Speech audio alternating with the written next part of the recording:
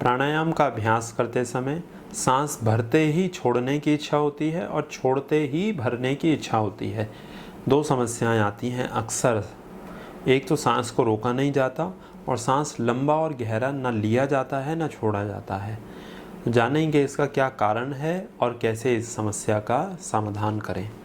तो इसका विशेष कारण यह है कि जो लोग योगाभ्यास करते हैं वह बहुत ज़्यादा जल्दबाजी में रहते हैं, धैर्य के साथ और पूरा समय देकर अभ्यास नहीं करते हैं। उनको ऐसा लगता है कि हम कम समय में ज़्यादा अभ्यास कर लें और जल्दी जल्दी नए नए अभ्यास कर लें, इस बात की चिंता किए बिना कि हमारा शरीर उस अभ्यास को करने के योग्य बना भी है या नहीं, जो अभ्यास आप कर रहे हैं उसकी पात्रता आपके शरीर में है भी या नहीं।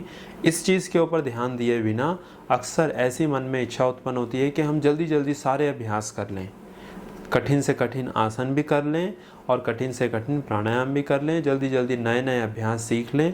क्योंकि पुराने अभ्यास करते करते अक्सर लोग बोलते हैं कि हम बोर हो रहे हैं, और इस जल्दबाजी के चक्कर में, क्योंकि एक तो गलत तरीके से अभ्यास किया जाता है, इसलिए अभ्यास को आनंद भी नहीं ले पाते हैं अभ्यास का, और आपको बोरियत भी होने लग जाती है।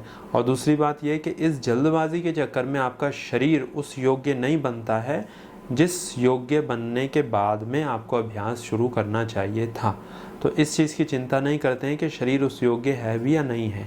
तो एक तो इसका सबसे विशेष और सबसे बड़ा कारण यह है।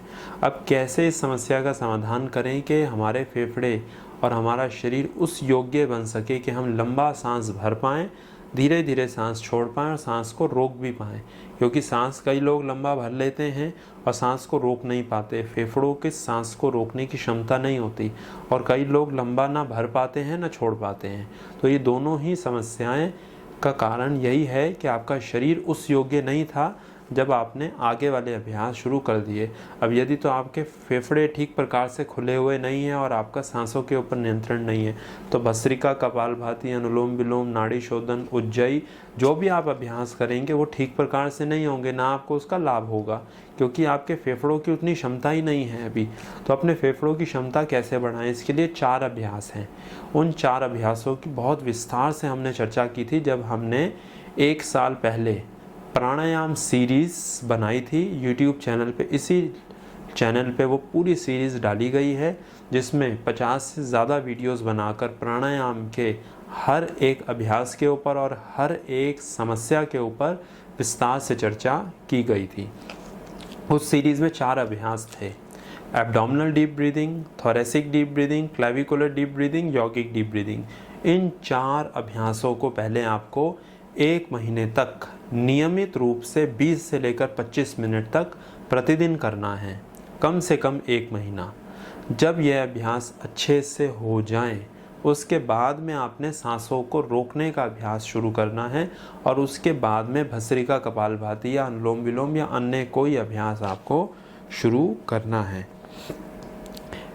जब आपका बेस ठीक होगा तभी आपको परिणाम भी ठीक से मिलेंगे। यदि तो आपका बेस ठीक नहीं है, यदि तो आपके फेफड़ों की अभी क्षमता ही नहीं है लंबे सांस भरने और छोड़ने की, तो आप आगे के अभ्यास ज़बरदस्ती कर तो लेंगे लेकिन आपको लाभ नहीं होगा।